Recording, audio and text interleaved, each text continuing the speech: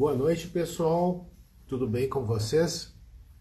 Então, hoje a gente se propõe a conversar sobre uma situação bastante comum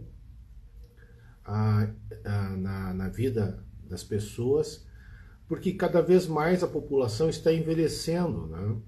E a gente, então, com isso, acaba tendo uma maior frequência dessa doença chamada osteoporose. E a nossa proposta hoje é falar sobre ela um pouco, defini-la, falar um pouco da etiopatogênese dela, falar um pouco mais sobre os fatores de risco dessa doença, falar sobre o quadro clínico, bem interessante falar sobre o quadro clínico, formas de fazer esse diagnóstico e diagnóstico diferencial dessa situação, os subtipos de osteoporose e também prevenção e tratamento. Vamos falar um pouquinho sobre isso, né?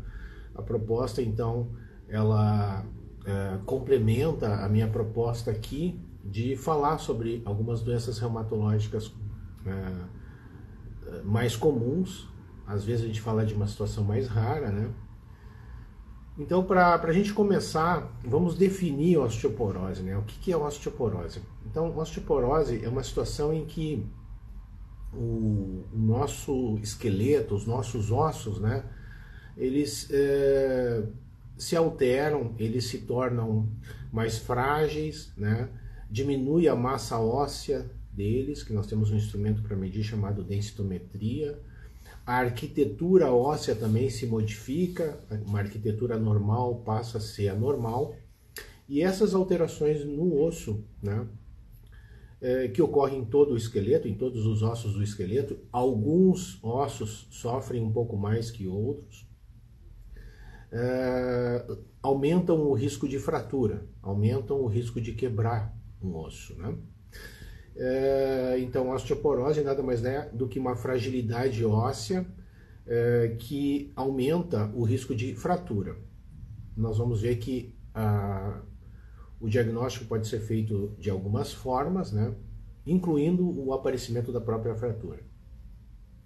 Então, a osteoporose, ela se instala, ela tem, assim, usualmente é uma doença relacionada a duas situações, ao envelhecimento, então ela é uma doença muito mais comum no idoso, né? A ponto de, a partir de 70, 80 anos, a frequência dela ser bem alta mesmo, né? Então a idade é um fator de risco importante e também a perda do estrógeno no caso da mulher. Então já vemos que a osteoporose é uma doença mais comum em mulheres brancas, mais do que em negros, e mais mulheres do que homens, né? Então as mulheres têm que se preocupar um pouco mais com a osteoporose, mas os homens não devem também se despreocupar totalmente, porque após os 50 anos, de cada duas mulheres após os 50 anos, uma terá uma fratura osteoporótica. E os homens, em cada 5 homens. Então não é tão pouco assim, 20% de chance a partir dos 50 anos. A osteoporose, então, é uma doença que afeta milhões de pessoas ao redor do mundo, né? E é uma das causas mais importantes de fratura, principalmente a fratura de fragilidade, que nós chamamos, é aquela fratura em que a fratura ocorre mesmo sem queda, mesmo sem trauma, ou através de um trauma mínimo, como a queda da sua própria altura. Então, normalmente a gente não deveria quebrar, né, um osso numa queda da própria altura, ou quebrar espontaneamente um osso, né? Quando ocorre esse tipo de fratura, isso deve sugerir fortemente que o paciente sofra de osteoporose. Então, já comentei que é uma doença bem mais comum em mulheres, que é uma doença que afeta mais mulheres brancas, né? Em relação à fisiopatologia da osteoporose, a falta de hormônio tem um papel importante, porque ela tem um efeito protetivo no osso, o estrógeno, né? O envelhecimento também tem um papel importante. O pico de massa óssea, que é aquele pico que a gente adquire o máximo de massa óssea que nós adquirimos até os 30 anos. Então, se nós atingirmos um pico de massa óssea baixo, a quantidade de osso mais baixa, nós temos, depois dos 50 anos, quando nós começamos todos nós a perder massa óssea, nós temos um basal mais baixo. Então, nós perderemos mais massa óssea com menor, digamos, com uma menor quantidade de osso guardado, né? Poupado. Essa eu acho que seria a palavra. Então, se nós atingirmos uma massa óssea baixa, na infância, por exemplo, na adolescência, se nós não nos alimentarmos bem, formos desnutridos, não ingerirmos cálcio, não fizermos exercícios, a raça também interessa, nós teremos um pico de massa óssea menor e com isso nós teremos uma reserva óssea menor para se perder a partir dos 50 anos de idade. Bom, em relação aos fatores de risco, então, para a osteoporose, quem tem maior risco de desenvolver essa doença? Mulheres, já sabemos, a idade é um fator importante também, a raça branca, pessoas com baixo peso também, e altura também. Então, indivíduos mais magros têm um risco um pouco maior de fratura. O tabagismo é um fator de risco, o alcoolismo também é um fator de risco. Algumas medicações são fatores de risco para desenvolver osteoporose. Um dos mais comuns é o uso do corticoide crônico, né? Mas temos outras medicações também, como medicamentos usados para câncer de mama, por exemplo. Temos medicamentos anticonvulsivantes também, que aumentam o risco de osteoporose. Temos também o uso de heparina, por exemplo, e uma série de outros remédios imunossupressores, quimioterapia, né, que aumentam o risco de osteoporose. Outros fatores de risco são ter algumas doenças, por exemplo, artrite reumatoide, né? A artrite reumatoide é uma doença que aumenta o risco de osteoporose. As doenças inflamatórias reumáticas, né? Lúpus, espondilite, aumentam o risco do indivíduo ter osteoporose. Então temos que ficar atento a essas doenças. Mas ainda doenças desabsortivas, como intolerância ao glúten, pessoas que se submetem à cirurgia de bypass para tratamento da obesidade também tem maior risco de desenvolver osteoporose. Diabetes mellitus tipo 1, hiperparatireoidismo, algumas doenças endócrinas, então, são fatores de risco para o desenvolvimento de osteoporose. Em termos de manifestações clínicas dessa doença, né? O que tem de interessante, a gente tem que ficar atento a isso, é que a osteoporose é uma doença silenciosa, é uma doença assintomática. E este é um grande problema nessa doença. Ela só vai dar suas primeiras manifestações quando ela já está avançada e quando o paciente quebra o osso. Então, a principal manifestação clínica da osteoporose é a fratura. Outras manifestações são dores crônicas nas costas por microfraturas das vértebras, que às vezes são até assintomáticas.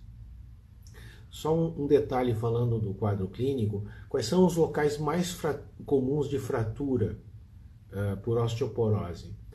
Esses locais são, em especial, o primeiro local de maior frequência de fratura é a coluna dorsal e lombar. A região da coluna é o principal local de fratura e em muitos casos são assintomáticos de fratura, né? Depois disso é o punho e o quadril. Lembrar que o quadril é um dos locais mais preocupantes de fratura, porque ele exigirá, para que a pessoa volte a caminhar, uma cirurgia e as complicações no indivíduo idoso. Então, até há muita mortalidade associada à fratura de quadril e também da coluna, do punho menos. Mas quadril e coluna estão associados a maior mortalidade. Então, temos que tentar prevenir essa doença e a prevenção dela envolverá redução de mortalidade. Então, os locais mais comuns são esses.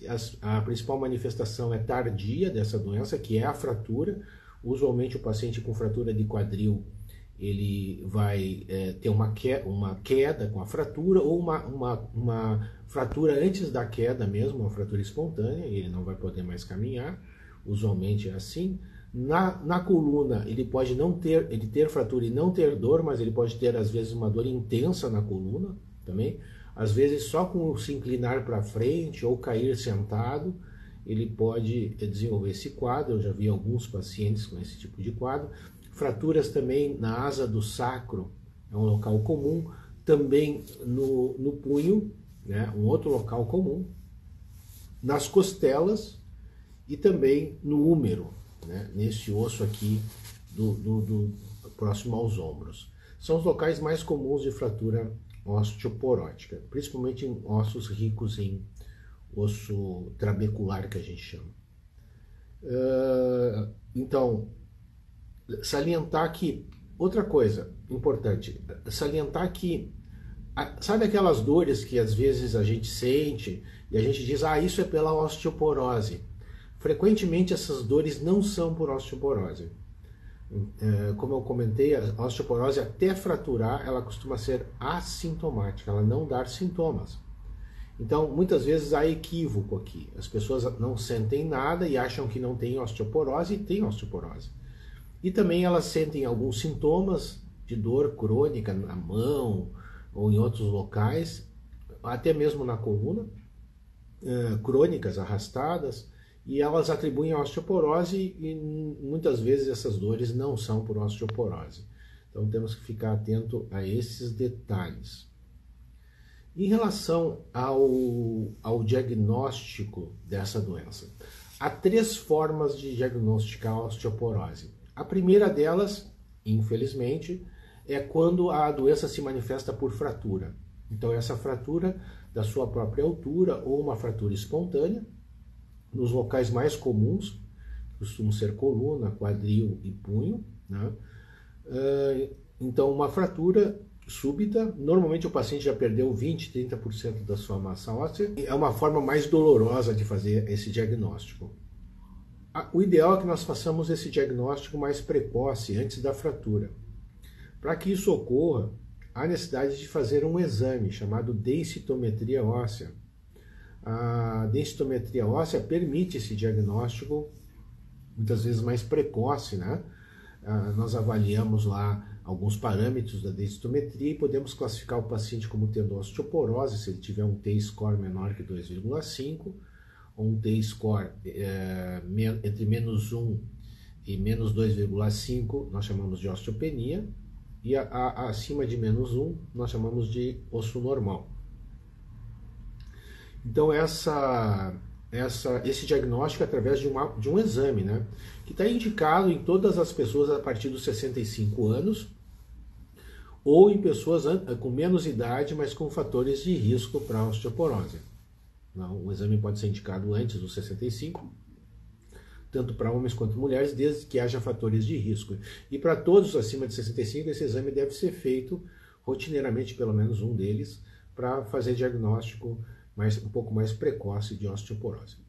Também há uma proposta de fazer o diagnóstico de osteoporose em indivíduos que tenham osteopenia, o T-score fica entre -1 e -2,5, com alguns fatores de risco, e existe um instrumento da Organização Mundial da Saúde, chamado FRAX, que permite avaliar o risco de fratura em até 10 anos, em alguns locais do nosso corpo. Então, dependendo da porcentagem que der de risco, nós podemos colocar o paciente como osteoporótico e fazer tratamento farmacológico, inclusive, para esse paciente. Então, nós consideramos a história de fratura e usamos a densitometria óssea e mais os fatores de risco para fazer diagnóstico de osteoporose e tomar decisões sobre isto. Do ponto de vista então a densitometria tem um papel importante, né, no diagnóstico da osteoporose muitas vezes. E ela é útil também para seguimento do paciente, né? Usualmente a cada 2 anos com uma intervenção terapêutica, nós podemos usá-la para avaliar se o tratamento nosso está dando resultado no osso do nosso paciente. Do ponto de vista de exames laboratoriais, ele dependerá do contexto clínico. O médico deverá determinar, né, essa investigação laboratorial. Mas alguns exames básicos são necessários, como hemograma, função renal, função tiroidiana, cálcio, fósforo, fosfatase alcalina e alguns outros exames que o médico deverá orientar ali de acordo com a situação e com as comorbidades que o paciente tem, né? Então, alguns exames são feitos inicialmente em todos os pacientes e outros exames a mais serão acrescentados dependendo do contexto e também dos resultados dos exames pedidos inicialmente, né? Então, isso caberá ao médico definir. Em relação à prevenção da osteoporose, acho que esse é um aspecto importante para a gente falar, né? Então, de que forma nós podemos prevenir a osteoporose? Um aspecto, né, que pode ser feito já na infância, na adolescência, uma boa alimentação, uma boa ingesta de cálcio, uma boa ingesta de vitamina D, exercícios físicos, né? Os exercícios físicos estimulam a formação de osso. Então, essas medidas são medidas que são úteis na prevenção da doença, né? Também não usar bebidas alcoólicas, não fumar, né? Ingerir uma quantidade adequada de vitamina D também são recomendadas na prevenção dessa doença. Então, outro aspecto importante que eu acabei lembrando agora é a questão da prevenção de quedas, da redução de quedas. Então, você não cair irá fazer com que você tenha menos risco de fraturar, né?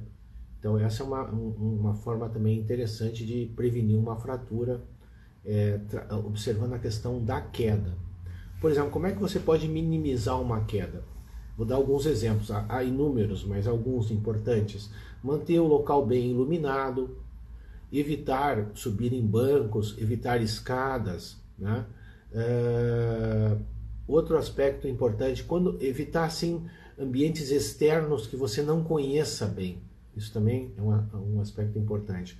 Os pisos também não podem ter umidade, né?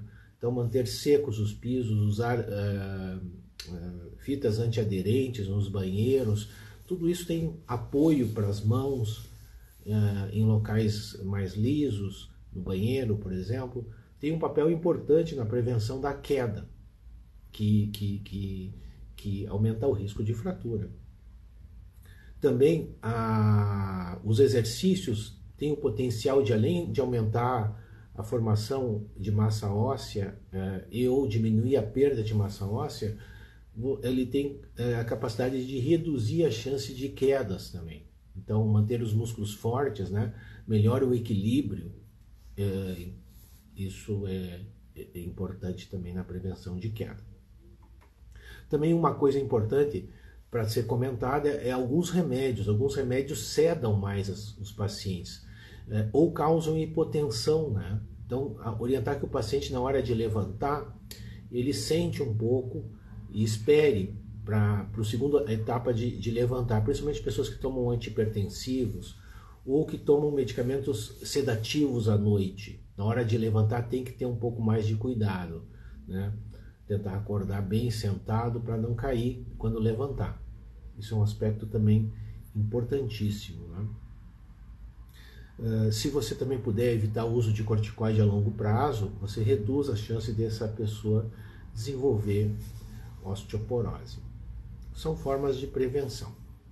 Do ponto de vista de tratamento da doença, então nós podemos dividir isso em medidas o tratamento não farmacológico e o tratamento farmacológico. Vamos começar pelo tratamento não farmacológico. Quais são as medidas importantes? São medidas parecidas com as anteriores que eu falei na prevenção, né? Então, uma ingesta adequada de cálcio, que deve ser feita preferencialmente pela dieta, dando preferência para alimentos ricos em cálcio, como vegetais verdes e leite derivados do leite, que são ricos em cálcio. Se você não consegue ingerir a quantidade recomendada, 1000 miligramas de cálcio dia, por exemplo, você pode suplementar através de comprimidos, enfim, de cálcio. A quantidade de vitamina D também deve ser adequada, de acordo com a tua idade. Idosos têm níveis mais baixos de vitamina D, absorvem menos vitamina D, formam menos vitamina D, então eles precisam uma dose, muitas vezes, um pouco maior de vitamina D do que indivíduos mais jovens. Então, manter os níveis adequados de vitamina D são importantes também no tratamento. Cálcio, vitamina D, também a questão de evitar quedas, né? Então, são medidas preventivas e terapêuticas, né? A prevenção de quedas também faz parte dos cuidados de quem já tem osteoporose. Um outro aspecto que nós podemos abordar, além dessa questão de tratamento não farmacológico, é o tratamento farmacológico. Então, quando é que está indicado o tratamento farmacológico? Naquelas situações em que você consegue fazer o diagnóstico de osteoporose, seja a partir da fratura, seja a partir da densitometria óssea, ou seja a partir dos fatores de risco de osteoporose. Lembrar que quem já teve uma fratura, não tinha comentado isso anteriormente, quem já teve uma fratura osteoporótica está com um risco muito maior de ter uma fratura. Tá? Eu também não comentei que a genética tem um papel importante. Então, quem tem a mãe ou o pai que quebraram o quadril tem que estar um pouco mais preocupados com fraturas em si próprio, que também são fatores de risco. Já ter tido uma fratura osteoporótica, não aquela fratura de acidente na infância, enfim, mas ter tido já uma fratura osteoporótica, por exemplo, uma senhora que fratura com 70 anos, ela terá uma chance muito maior de ter uma próxima fratura nos próximos meses, nos próximos anos. Né? E se o pai ou a mãe dela já quebraram o quadril no passado, né, também estarão com um risco maior de fratura. Em relação ao tratamento farmacológico, né, até há pouco tempo atrás nós tínhamos apenas um grupo de medicamentos chamado bisfosfonatos, e mais recentemente novas drogas foram colocadas no arsenal terapêutico, incluindo anticorpos monoclonais. Mas, assim, no dia a dia, na rotina de tratamento farmacológico da osteoporose, na grande maioria das vezes os bisfosfonatos são drogas excelentes, né? Essas medicações previnem, diminuem o risco de fratura, né? Nós temos 4 medicações que nós usamos, o alendronato, o residronato, o ibandronato e o ácido zoledrônico. Esse ácido zoledrônico ele é usado endovenoso, os outros usualmente são dados via oral. Eles têm que ter alguns cuidados, como por exemplo os via orais serem usados em jejum com um copo d'água e não deitar e não comer por 1 hora. O ácido zoledrônico também ele é feito endovenoso anualmente. Nesse sentido é uma proposta interessante. Ele pode dar alguns parefeitos ali. Essas drogas em geral são bem toleradas. Há uma preocupação que há um risco pequenininho de haver complicações na mandíbula, por exemplo, indivíduos que vão se submeter a procedimentos odontológicos mais agressivos, como implantes e retirada de dente, mas são complicações incomuns. Alguns cuidados ali talvez minimizem esse risco. Também o uso a longo prazo deles aumenta um pouco, pode aumentar o risco de algumas fraturas atípicas, são fraturas de ossos longos, né? Eles podem, a preocupação maior deles realmente é a possibilidade deles refluírem para o esôfago e causarem desconforto esofágico. Esse é uma das principais parefeitos dessas medicações, por isso a orientação de, quando você ingeri-los, manter-se sentado ou em pé por pelo menos 1 hora, para que eles não fiquem no esôfago. E eles precisam também ser tomados em jejum, porque com o alimento eles são pouco absorvidos. Tá? O interessante das medicações, os bisfosfonatos, é que eles podem ser feitos pausas, né? Então, por exemplo, o indivíduo sem osteoporose grave, quando usa o ibandronato, o residronato ou o alendronato, eles podem fazer pausas depois de 5 anos de uso, dar uma pausa de alguns anos, acompanhando com densitometria óssea. E o ácido zoledrônico endovenoso, que é um potente bifosfonato, ele pode ser usado por 3 anos, seguido de uma pausa aí, com acompanhamento da massa óssea por densitometria. Então a densitometria é um exame que permite diagnóstico de osteoporose, avalia a gravidade da osteoporose também e serve para seguimento da doença, pessoal. Eu acho que era isso que eu tinha para falar para vocês. Fizemos uma live de 23 minutos, eu acho que não devemos nos alongar demais mesmo, se torna cansativo. Eu me coloco à disposição nas minhas redes para responder perguntas que vocês achem interessante. E nos vemos aí na proposta de uma live a cada mês, num novo assunto de reumatologia que a gente ainda vai escolher e vai divulgar para vocês. Muito obrigado e um abraço.